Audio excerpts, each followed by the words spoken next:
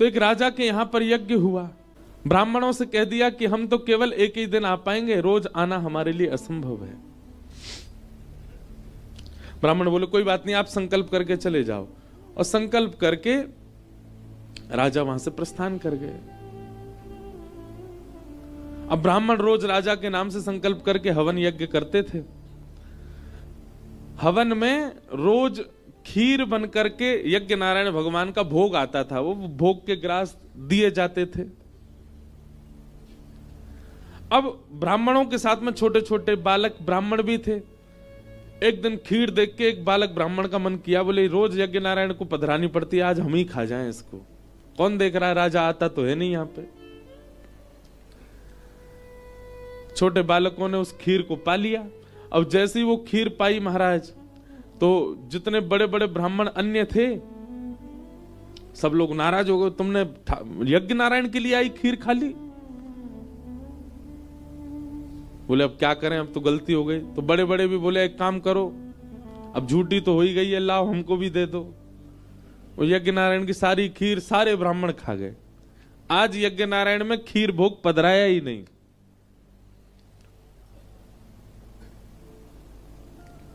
अगले दिन जैसे वे यज्ञ के लिए बैठे, ब्राह्मण थोड़े डर तो रहे थे, यार राजा को पता नहीं चल जाए कि हमने ऐसा किया है, नहीं तो सबके सर धर से अलग हो जाएंगे।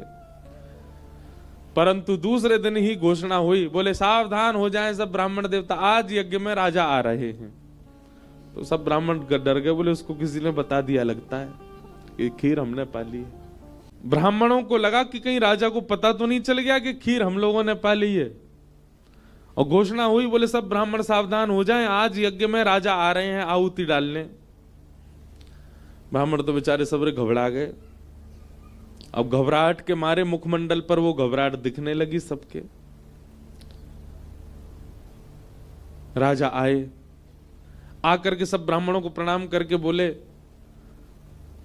आप लोग यज्ञ निश्चित ही बड़े आनंद से कर रहे हैं रोज, हम व्यस्तता के कारण रोज तो नहीं आ पा रहे हैं, परंतु हम आप सब लोगों से जानना चाहते हैं कल के यज्ञ में कुछ तो अलग हुआ था। ब्राह्मण बोले अब मरे हम, अब ये राजा तो ये कुछ देखता नहीं है, ब्राह्मण है कौन है, वो तो सीधा दंड देता है।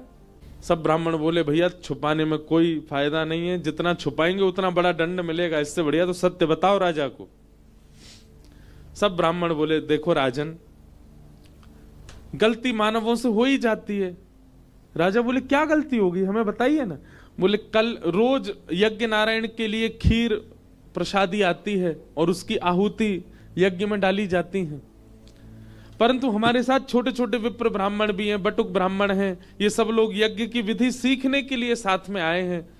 कल इन लोगों से थोड़ा अपराध बन गया, वो यज्ञ नारायण के लिए जो प्रसादी खीर आई उसमें से इन लोगों ने थोड़ा ग्रास पा लिया।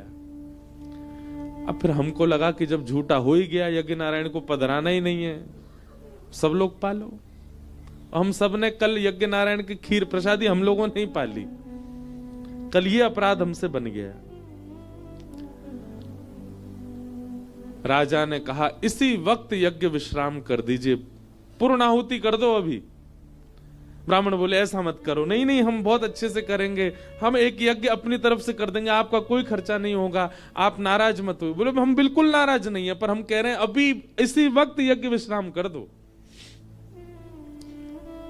अरे अभी तो राजन 5 दिन का यज्ञ बचा। बोले नहीं 5 दिन आप रहो यहीं पे, 5 दिन यज्ञ नहीं होगा, 5 दिन केवल आप लोग प्रसाद पाओ, प्रसाद वाला यज्ञ ही करो। सुबह उठ के नाश्ता पाओ, दोपहर में भोजन पाओ, रात्रि में प्रसाद पाके सो जाओ। कोई यज्ञ नहीं, केवल प्रसाद पाने रुकी है हमारे राजमहल में।